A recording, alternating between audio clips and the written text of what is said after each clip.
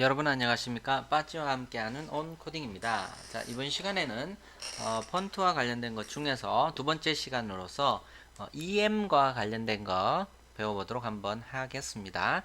저번 시간에는 픽셀이라는 걸 가지고 배웠고요. 일반적으로 폰트의 크기를 표현할 때는 픽셀 단위를 표현하고 혹은 EM 단위를 표현을 합니다.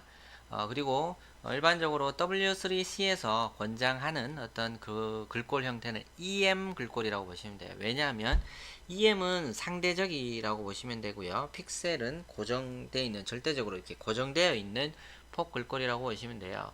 근데 이제 개인적으로 저는 픽셀 단위가 더 익숙하더라고요. 그래서 픽셀 단위를 더 추천을 합니다만 W3C에서 권장하는 게 EM이다 보니 EM으로 보통 표현들을 많이 한다라고 보시면 돼요. 근데 실질적으로 뭐 제가 하여튼 작업을 해본 결과는 EM 단위보다는 픽셀 단위가 저한테는 더 편한 것 같더라고요. 가독성도 괜찮고. 자, 그거는 이제 여담이고.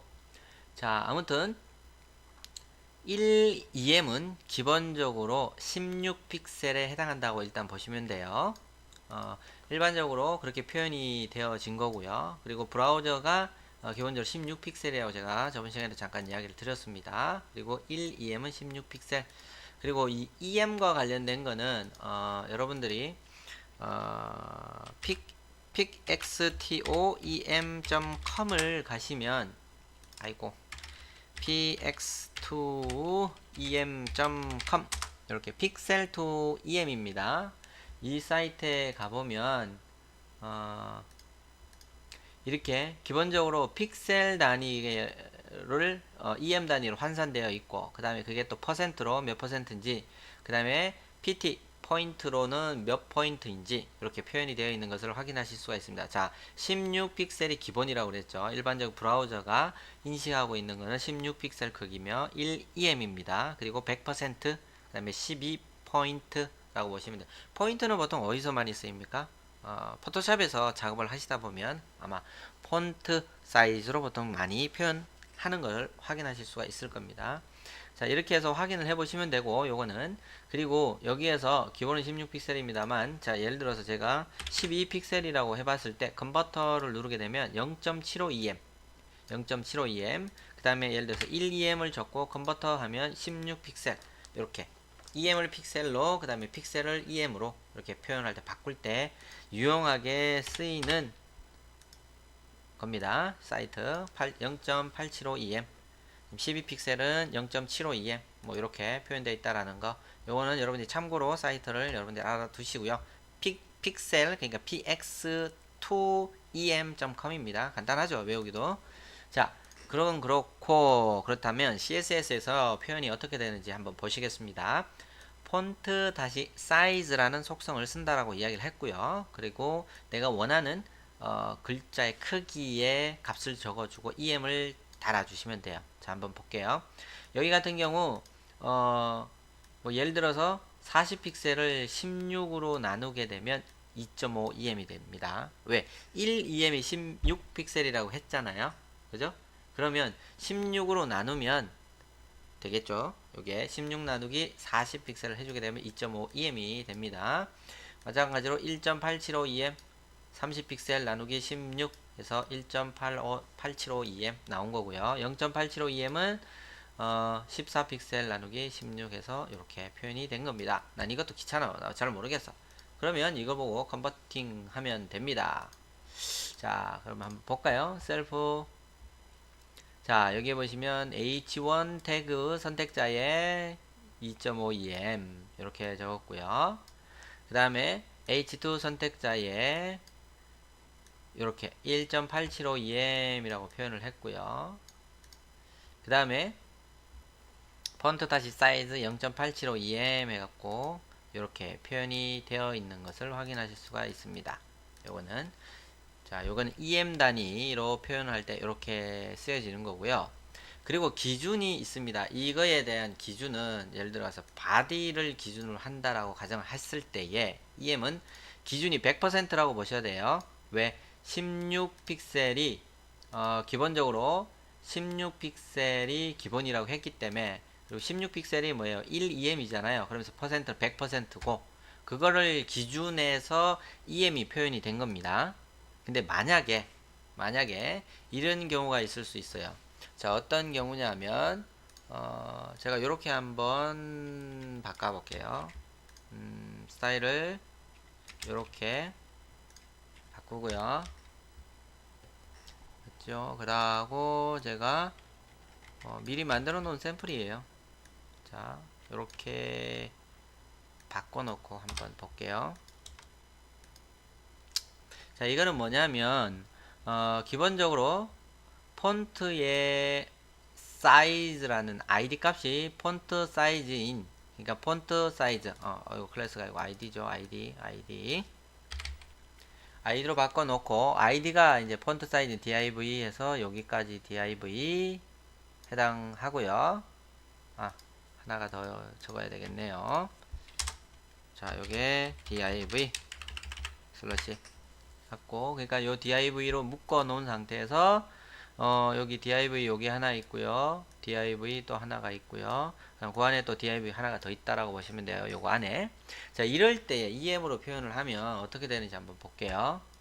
자, 했더니 자, 이렇게 나오는 것을 확인하실 수가 있습니다. 자, 폰트 사이즈라는 아이디 선택자가 기본 40픽셀이라는 값을 제가 줬어요. 그럼 요게 기준 폰트 사이즈가 40픽셀이라는 뜻이고, 여기 40픽셀입니다. 그러면 요 전체가 40픽셀을 기준으로 잡은 거예요. 자, 그 상태에서 여기에 div 하나로 또 묶어 놨습니다. 이 중에 위에 걸 한번 볼게요. 그 클래스 선택자가 em05라는 겁니다. div 중에 em05 클래스 선택자의 폰트 다시 사이즈 0.5em. 자, 여기에 있는 거는 0.5em으로 적었어요. 그래 했는데 0.5em을 했더니 이게 20픽셀입니다. 20픽셀 실제로. 왜 그러냐면 여기 묶여있는 여기를 기준으로 40픽셀이 1em이 돼버리는 거예요. em은 그러니까 그 위에 있는 부모의 폰트 사이즈에 영향을 받아요. 그 하위에 있는 em들은. 이해되십니까?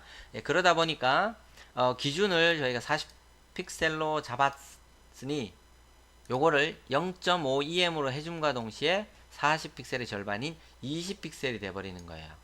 자, 예를 들어서 요거를 1em으로 하면은 똑같겠죠? 40픽셀 볼게요. 똑같아요. 그죠? 크기가.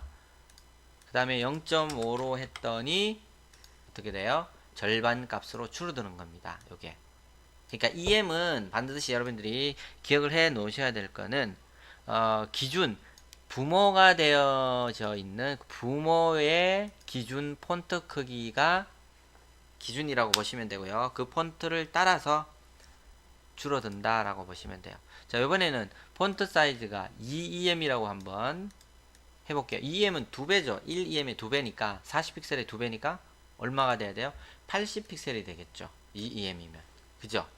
자, 그 다음에 그 밑에 em 0.5 요거하고 같아요. 요거 em05 클래스 선택자에 있는 폰트 사이즈는 0.5em을 했어요. 근데 요 div 위에 바로 위에 부모 div는 요 녀석이죠. 그럼 요 녀석의 기준은 뭐였었어요? 요게 2em 때문에 80픽셀이 된 상태죠. 그럼 80픽셀에 0.5em 절반 값이죠. 그래서 40픽셀이 되는 겁니다. 80이 반이니까. 그래서 요게 40픽셀 요 위하고 크기가 같죠. 자, 이해되십니까? 자, 다시 설명을 드립니다. em은 그 바로 위에 있는 부모, 바로 위에 있다는 게 있는 부모 폰트 크기를 상속받아서 적용이 된다. 그러면 예를 들어서 이게 40픽셀로 내가 정해놨다면 이게 1em이라고 보시면 돼요. 40 이꼬르 1em. 그럼 0.5면 40픽셀의 절반이죠. 그래서 절반이니까 20픽셀. 여기에 있는 거는 크기가 그렇게 된다. 그 다음에 2em으로 주게 되면 2배죠. 그래서 80픽셀. 그 다음에 그 또 여기에서 또 그 안에 또 이렇게 div로 나눠서 2.5EM을 적용하게 되면 요 80픽셀이 요 바로 윗단계 부분은 기준이 되기 때문에 요거의 40픽셀 절반이 요렇게 해서 40픽셀 이렇게 표현이 되는 겁니다. 헷갈릴 거예요, 여러분들이. 근데 제가 이렇게 설명을 드렸으니까 계속 반복해서 들어보시면 여러분들 이해가 될 걸로 믿습니다. 자, 요게 폰트 사이즈에 관련된 EM 단위와 관련된 내용이었습니다. 그리고 이건 됐고요. 폰트 사이즈가 이렇게 100%로 표현을 했을 경우에 여기에 100% 그러니까 100%는 뭐예요? 16픽셀 기준이라고 했습니다. 제가. 그 다음에 폰트의 굵기를 나타낼 때는 폰트 다시 웨이트라고 해서 노멀, 그 다음에 폰트 다시 웨이트에서 볼드 혹은 볼더 이렇게 표현을 합니다. 요거는 볼드 혹은 볼더 이렇게 똑같습니다.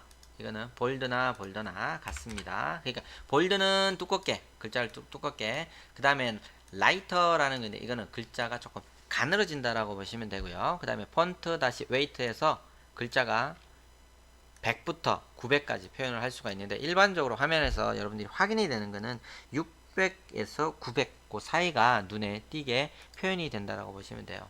이거는 폰트의 굵기를 표현할 때 보통 많이 쓰인다라고 보시면 될 것 같습니다. 이게 폰트 다시 웨이트, 그 다음에 폰트 다시 베리언트라고 해갖고 노멀, 그 다음에 뭐 스몰 다시 캡슐이라는 게 있는데, 이거는 스몰 다시 캡슐이라는 거는 전부 다 그 소문자를 대문자로 바꿔준다라고 보시면 되는데, 차이점이 어떤 게 있냐면, 자, 폰트 다시 베리언트라고 했을 때에 여기 요 글꼴이죠, 요 글꼴. 그럼 여기에 있는 요 소문자들이 다 대문자로 변경이 돼요. 여기 보시다시피 이렇게 다 대문자로 바뀌는데 글자의 크기는 같이 갑니다. 그죠? 같이 이렇게.